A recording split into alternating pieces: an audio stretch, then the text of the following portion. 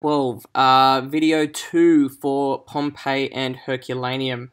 Some of the stuff that we talk about today will consistently come up, so don't think that just because it's mentioned here, this is going to be the last time that you hear about it.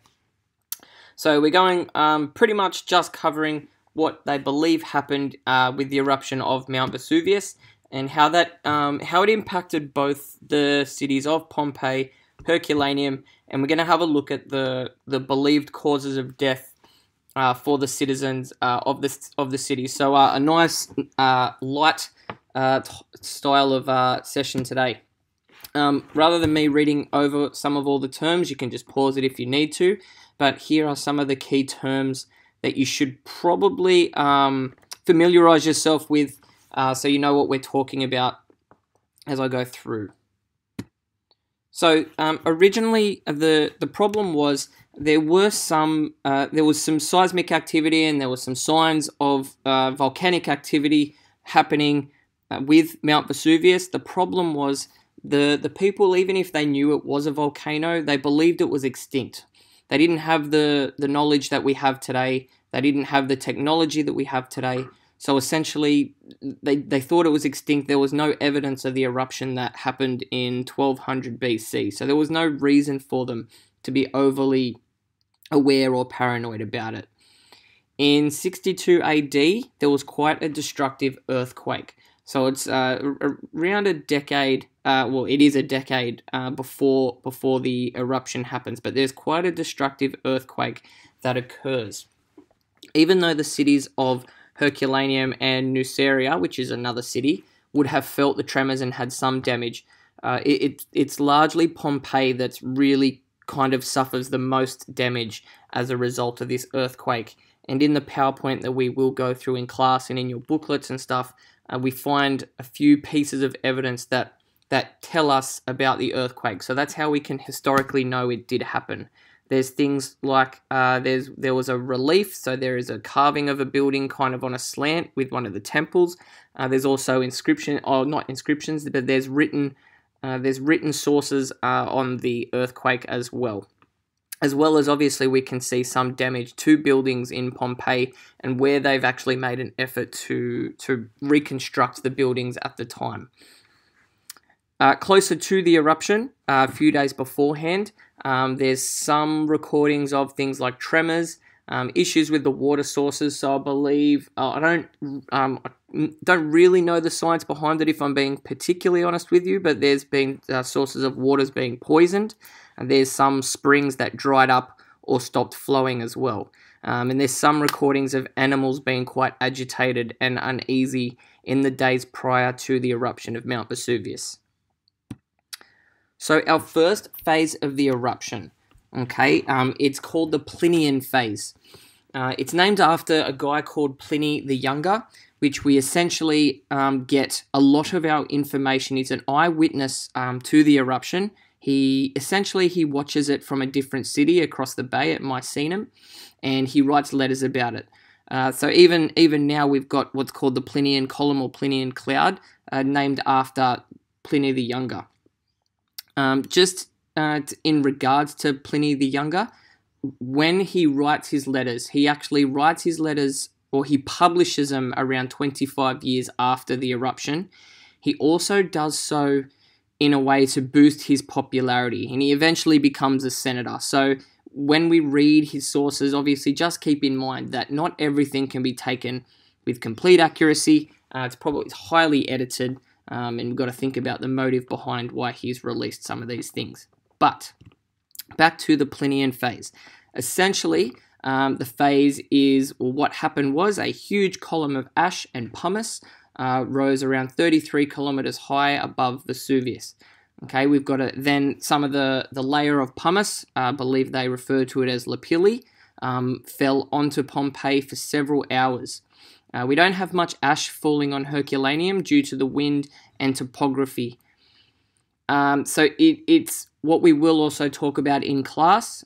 This Plinian Phase is argued by some historians and geologists, actually gave time for the citizens to flee, which is a little bit of a new school of thought where people kind of Originally thought at one time there was no warning, there's no chance of escape, they're just going about their daily business, and boom, the eruption just occurs. Our second phase is what's known as a pyroclastic surge. This really is, this knowledge comes from an Icelandic geologist known as Haraldr Sigurdsson.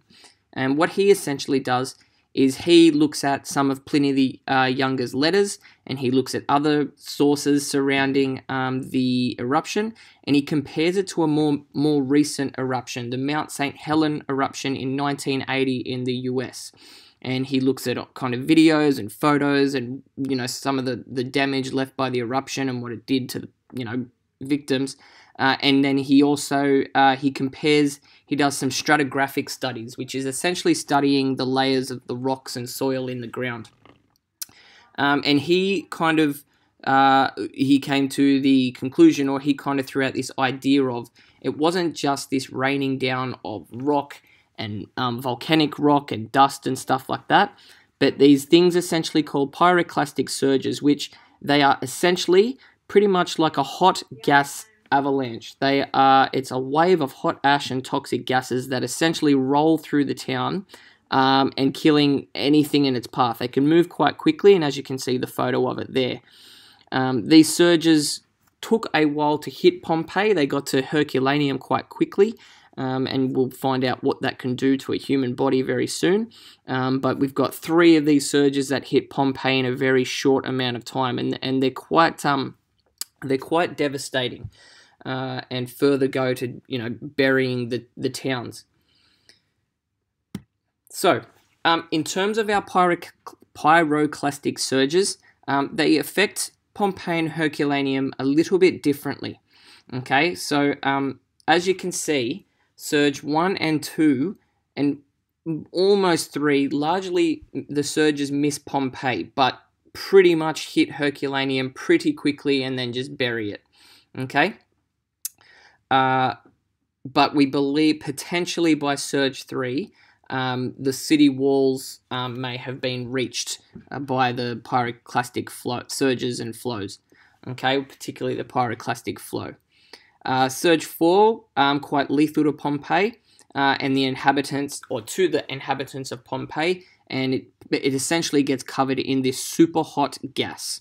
Okay, and then we've got surges 5 and 6, which further bury Pompeii. In terms of our causes of death, what originally we had all these ideas of what we killed many of the citizens, but this has changed over time as we uncover more evidence, and as I said, more recently thanks to Haraldr Sigurdsson, the geologist. For Herculaneum, it was originally believed that everyone escaped because we found absolutely no bodies, no skeletons, no nothing. So it was believed that everyone escaped. But this was proven wrong in the 1980s when a boat shed was discovered, and inside the boat shed we found like tightly packed skeletons that were essentially there kind of waiting for their chance to escape, or, you know, wait for safety, but didn't make it. And they're essentially killed by the hot gases of the surges that I will go over soon, which is quite brutal. Here's a picture of the boat sheds and the skeletons, and here's a picture of the archaeologist who kind of excavated it, Sarah Beisel.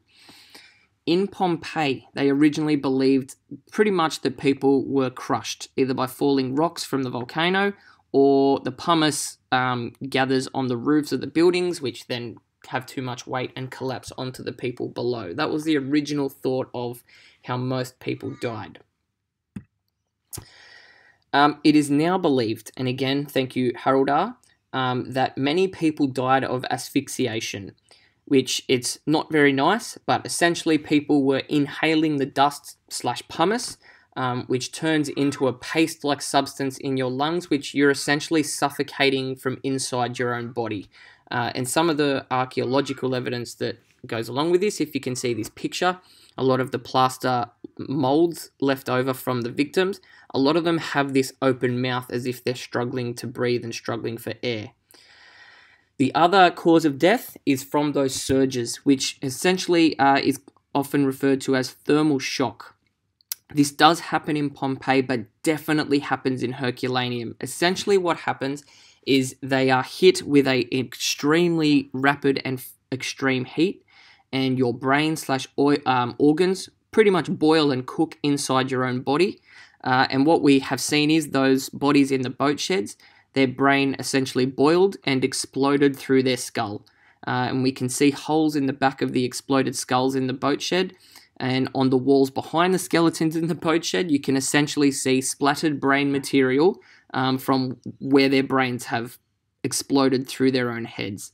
Their soft tissue, things like their skin, would have vaporized very quickly, so they would have become like human skeletons, like within seconds, essentially. Okay, these are the two towns and the impacts of the eruption on them, but we will cover the causes of death, and we can go into more detail on the Plinian phases and the pyroclastic surges in more detail in class. Thanks, guys.